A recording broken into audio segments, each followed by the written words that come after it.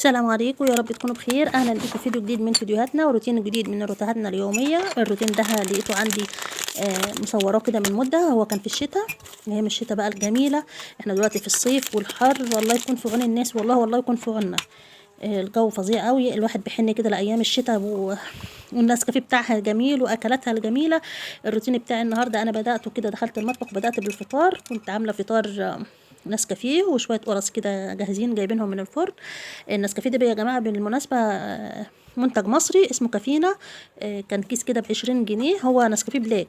انا طبعا هو النسكافيه المفروض ان هو ينعمل بلبن صافي عشان يكون طعمه احسن طبعا وقيمته الغذائيه اعلى، بس هنا انا زودته ميه وعملته باللبن زي ما انتم شايفين كده. وهنا القرص دي زي ما بقول لكم كنا جايبينها من الفرن هنفطر بيها. هندخل كده نفطر الروتين ده كان عند ماما كده، هندخل نفطر انا وماما. وبعد كده هدخل على المطبخ بقى اشوف ايه اللي يتعمل فيه. لقيت عندها كده مواعين عايزه تتغسل. حبيت ان انا اصور معاكم غسيل المواعين عشان في ناس كتير بتكسل عليها او ما بتحبهاش، خصوصا بقى لو في الشتاء كده والبرد بيكسلوا عليها، يقولوا الدنيا برد ومكسلين نغسل المواعين. بس بصراحه انا يعني في نوعيات ستات زي كده من النوع اللي احنا بنحب غسيل المواعين قوي، بنحب النظافه كده والميه والرغاوي والحاجات دي يعني انا عن نفسي انا بكون سعيده وانا بغسل المواعين. ممكن يكون ناس كتير بتستغرب، بس هو سبحان الله يعني زي ما في ناس ما بتحبهاش في ناس برضو بتحبها. اتمنى بقى لو الفيديو بتاعي عجبكم تدعموني باللايك والسبسكرايب. يا ريت يا جماعه تحطوا لي لايك، لان انا بشوف يعني هي نسبه المشاهده تعتبر معدومه، لكن حتى العدد القليل اللي على راسي اللي بيتفرج على فيديوهاتي حتى بيستخسر يحط اللايك. مش عارفه ليه، يعني اللايك بيرفع الفيديوهات وبيخلي يعني القناه تكون مقترحه. يا ريت تساعدوني وتدعموني، لان انا بتعب في القناه وبقالي مده فيها ومش شايفه فيها اي تقدم. مش عارفه ليه، يعني انا مش حاسه فيها اختلاف عن اي قناه تانية. حتى الناس اللي بتتفرج بتستخسر تحط لايك. يا ريت تدعموني باللايك بس علشان يرفع القناه شويه وعلشان يخليها مقترحه في الفيديوهات. يا ريت كمان لو كتبتوا لي اي تعليق اكون شاكره لكم جدا.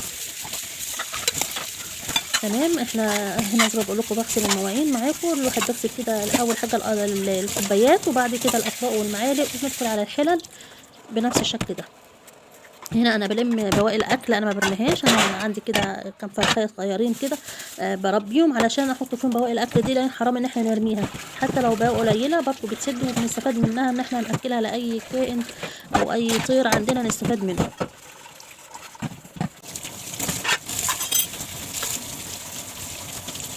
خلصت كده المواعين بقى، هدخل على البوتاجاز. لقيت البوتاجاز برضو عايز غسيل. هشيل الشعر بتاعته كده الاول احطها في الحوض وانتوا هو زي ما انتوا شايفين كده، يعني منظره صعب شويه، بس هحاول على قد ما اقدر بقى اغسله.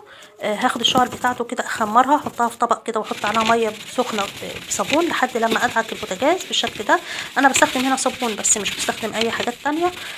صابون من بتاع اللي انا بقى سائل الاطباق العادي. في حتت ناشفه كده هحطها بالمعلقه لحد لما ينضف ويكون زي الفل بالشكل ده. برضو مش هنسى ان انا اغسل الحوض والسيراميك حوالين الحوض كده علشان يكون المكان حواليا نظيف وتمام، يفتح نفسي ان انا ادخل على غد على طول واجهزه. الحاجات دي كلها مهمه من تشطيبات المطبخ، ان احنا مش بس نغسل المواعين ونروقه، لا لازم نغسل البوتاجاز بصفه يوميه، وكمان الحوض، وكمان لو اي حاجه حوالينا كده يعني محتاجه ان احنا نعملها بنعملها. لما نعمل شغلنا اول باول الدنيا بتفضل نظيفه وجميله حوالينا. هدخل بقى على الغدا. انا هعمل بيتزا زي ما اقول لكم ان الفيديو ده كان في الشتاء، فكان الاكلات دي كلها بتدفي كده وبتكون جميله خالص في الشتاء. عندي هنا كيلو دقيق، هحط عليه باكو من الخميره الفوريه وحوالي معلقه صغيره كده من البيكنج باودر، وحوالي معلقه صغيره برضو من السكر، وطرف معلقه من الملح، وهضيف كمان معلقه صغيره من الخل بتدي العجينه طراوه كده. وعندي ربع كوبايه زيت، انا هحط نصها في الاول ونصها في الاخر الم بقى العجينه. هعجن العجينه بقى بالميه دافيه لحد لما تلم معايا. هي بتاخد وقت شويه في العجن، بتاخد لها حوالي 10 دقايق كده لحد لما تلم وبتكون بالشكل ده.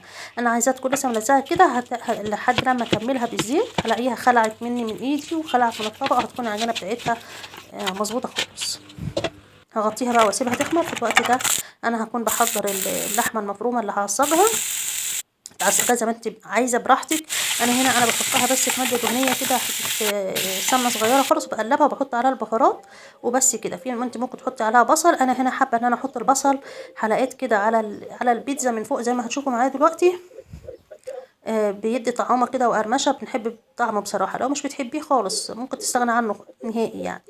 انا عندي هنا العجينه بقى، دهنت صينيه بالزيت وفردت فيها العجينه وخرمت العجينه بالشوكه، وبعد كده بحط عليها كاتشب. ممكن تحطي كاتشب بيتي انت عاملاه، وممكن ان انت تستخدمي نوع جاهز زي ما انا استخدمت كده. هنا حلقات البصل اللي بقول لكم عليها انا بحبها على طعم البيتزا، لو انت ما بتحبهاش ممكن تستغنى عنها او ممكن تضيفها للحمه المفرومه، دي حاجه ترجع لك انت وترجع لذوقك. هحط كمان طماطم وهحط فلفل وهحط زيتون، وفي الاخر هحط الجبن. بصوا الحشو ده زي ما انتم حابين، يعني دي حاجه ترجع لذوقكم انتوا ولاختياركم، بتضيفي اي حاجه انت حباها. تمام، يا ريت لو وصلت بالفيديو لحد هنا تدعميني باللايك والسبسكرايب فضلا منك وليس امر. عندي كمان رشه من الزعتر، واحط بقى ميكس من الجبن كده، رومي على شيدر على موتزاريلا، وادخلها الفرن متوسط الحراره في الرف اللي في النص، بتاخد حوالي نص ساعه لحد لما تستوي. طبعا العجينه اكون متاكده انها خمره، وكمان ممكن ان انا بعد ما اعملها كده اسيبها تخمر شويه. باقي عندي حته عجينه صغيره هعملها شويه قرص كده واحشيها جبنه وزيتون. في الوقت ده هتكون البيتزا قبت شويه، عمل فرن بس يسخن، وبعد كده هدخلها تستوي على طول في الرف اللي في النص على درجه حراره متوسطه. ما بتاخدش وقت خالص خالص، يعني البيتزا ممكن تاخد نص ساعه بالكتير قوي، والقرص مش هتاخد اكتر من ربع ساعه. خرجتها وبقت بالشكل ده، وكمان بقطعها معاكم، اكلت منها حته كمان. انا فاكره اليوم ده كان طعمها جميل قوي. بصوا طريه كده، والحشو بتاعها جميل، وطعمها طبعا جربوها وانتوا هتعرفوا. وكمان دي القرص اهيت، قلت برضو تنفع على العشاء تنفع على الفطار. يعني حته عجينه كده، انا كنت متعمده ان انا اسيب حته عجينه زياده او اكتر العجينه شويه علشان اعمل منها كام قرصايه كده، بينفعوا في فطار او عشاء، او ممكن نديها لاولادنا وهم رايحين المدرسه تاني يوم. اتمنى الفيديو يعجبكم، والسلام عليكم ورحمه الله وبركاته.